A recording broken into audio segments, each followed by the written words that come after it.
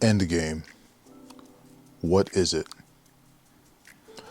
It is an objective often pursued in this home theater hobby, but it's very elusive. It requires means, knowledge, and wisdom. Without the means, then the components cannot be acquired. Without the knowledge of their existence, then the components cannot be pursued. And without the wisdom to determine whether those components are suitable for an existing room, or the wisdom to construct a room suitable for these endgame components, then the end result will be subpar. But when you have all three of these together, means, knowledge, and wisdom, you are now ready for an endgame theater. Now, there are various endgame devices, or devices that are considered endgame, in the various, let's call them pipelines of home theater. We have audio, we have video, we have networking. So on the audio side, looking at the Trinnov altitude is considered endgame. For source components, the Kaleidoscape, Strato ecosystem, the Strato and the Terra, that's considered endgame. On the video side, the Barcodes and the Christies, those are considered endgame. For networking, well, that's a rabbit hole we won't go down right now because there are just so many tiers involved. So for control 4 is endgame. For voice control, Josh AI is endgame. So you coalesce all of these products into a single room, and then you are building yourself an endgame home theater. Now, what happens when you want to maximize your endgame experience? After you've touched on your processors, your amplifiers, your projectors, your source components, then what's next? The final component, this is the most important, as I found in my testing, is your screen. Now, I've been utilizing fixed screens for the last 14 or 15 years. I've gone from 16.9 to 235 to 16.9 to 240, and I've bounced back and forth several times depending on where I was in this journey, what my watching preferences were. But now I can honestly say that I found the end game screen configuration, and that is four-way masking.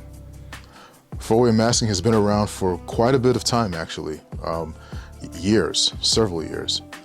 However, now is the time where it can be truly beneficial with the variable aspect ratios you find in movies, with streaming services and their own, proprietary aspect ratios, or a better term is uncommon aspect ratios.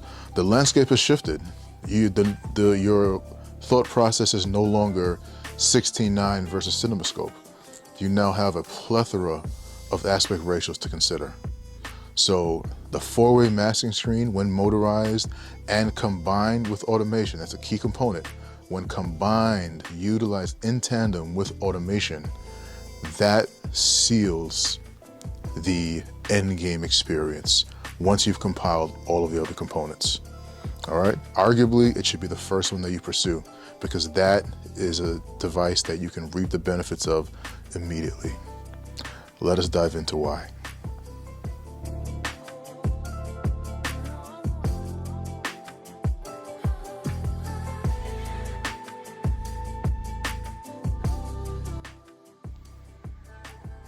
All right, so let's run through a few of the aspect ratios that we have set up so far.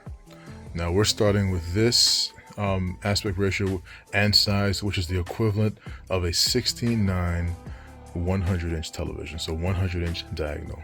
So we take that, we take a look at the Control 4 remote here. We have different screen sizes and aspect ratio selected: 10 feet wide, 11 feet wide, and 13 feet wide, both at 16:9 and 240. So we're at the 100-inch TV mode. Let's go ahead and hit 10 foot wide, 16:9.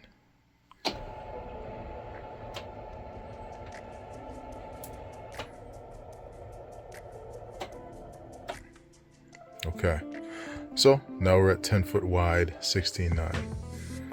If we want to go ahead and look at 10 foot wide, 240,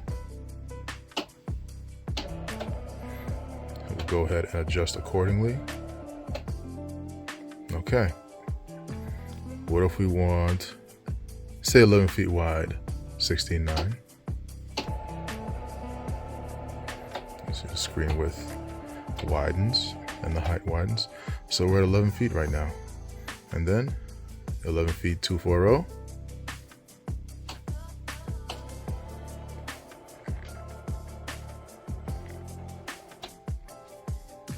All right, and then finally, 13 feet wide.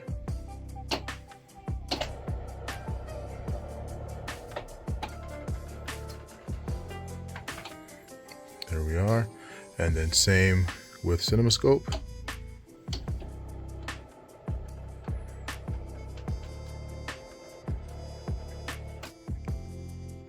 All right, these are the modes that we use the most. Most people want one of these configurations, although there are, of course, several outliers. First, let's talk about automation. There are two ways you can automate the masking. Actually, there are many ways. There are two ways that are practical that would exist in any theater, and that is through Kaleidoscape or through MadVR. And then the third option is to utilize both. I've played around with a lot of different automations. I've done MadVR for all automation. I've relied on Kaleidoscape for automation, and then MadVR for the automation of masking for non-Kaleidoscape sources. And what I've actually settled on is relying on Kaleidoscape to automate the masking for movies, and then individually controlling the masking for any non-Kaleidoscape source. And there's a reason I do this. Kaleidoscape is very smart with what it does as far as aspect ratio identification. So if you have a movie with variable aspect ratio, such as Top Gun Maverick, if I start playing Top Gun Maverick, it's not going to put everything into CinemaScope, because it understands that the movie has full screen scenes. So that's something that I like. Something else I like is that the masking kicks in immediately, because it's a signal that's being sent from the Kaleidoscape.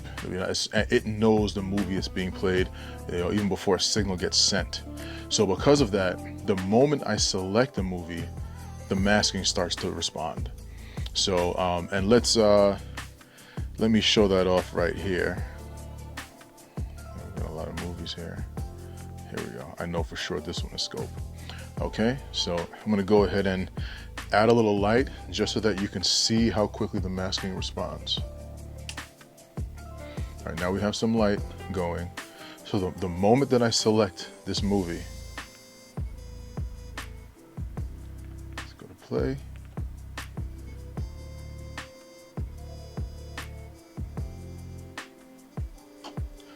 See, and at the bottom, that's the MadVR.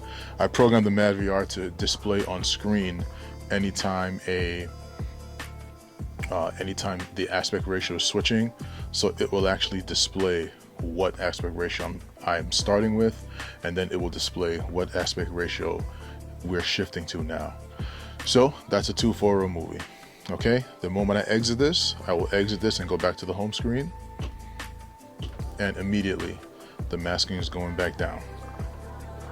All right, so the scenarios where I found that I need or prefer individual masking, let's run through that.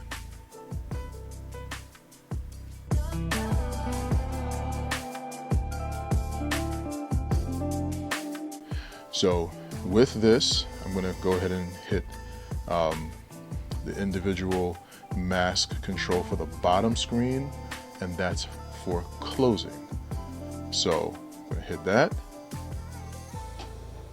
See, the screen comes up and I tell it when to stop. Stopped. Okay, so I have individual control over masking for when I have situations that have unconventional aspect ratios. All right, so this is what this looks like in real world usage. I'm gonna hit play, and then I will activate the masking while the content is playing.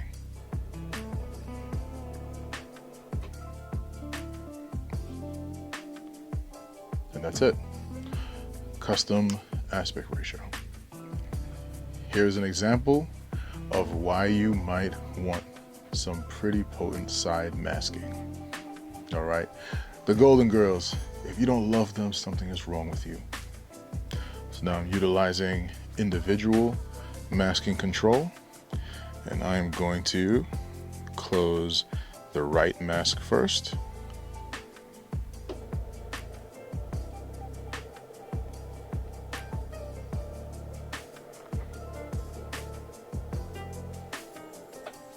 All right, we'll stop it there.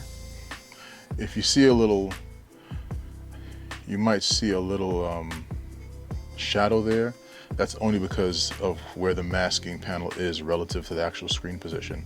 This camera is at an angle, so in actual viewing, you do not see that space. Okay, let's go ahead and close the left masking now.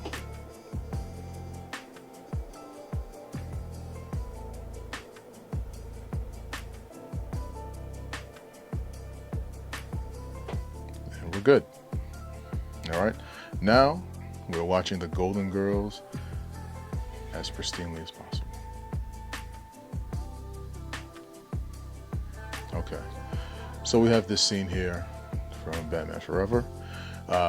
So what I do is, and you will see the screen masking and the projector operate in tandem.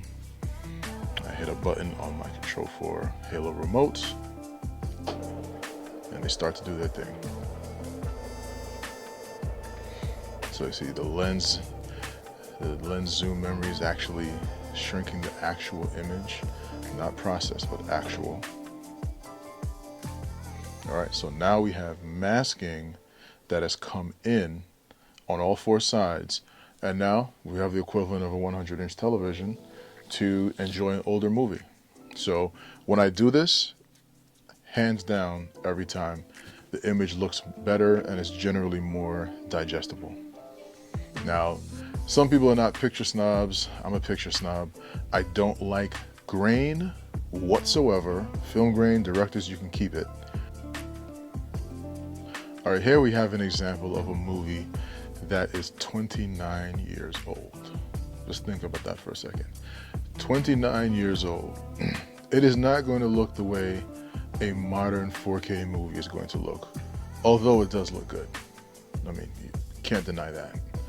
So if I go ahead and play this, I'm going to show you what I usually do with older movies.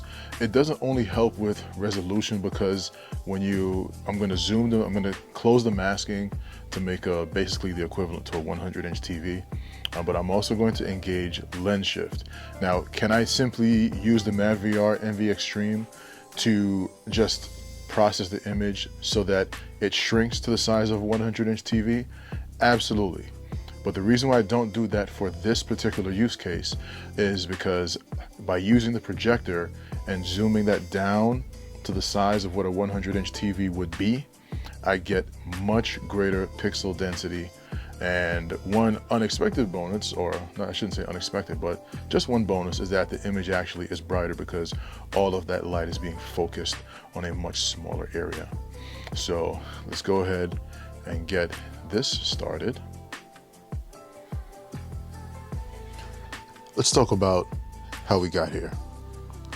So many of you know that we've been doing YouTube videos for at least 13 or 14 years now. And in doing so, not only have we built our experience, and we have become a trusted source for many people. We've received so many questions over the years on theater setup, etc. We have started an AV integration business. We did this several years ago, and we are actively constructing theaters. We are integrating smart homes. We are doing a lot in the home theater and smart home space. So we do everything from extremely high-end home cinemas, soundproofed, to smart home, video distribution, audio distribution, Control 4, Josh, AI. We do all of this.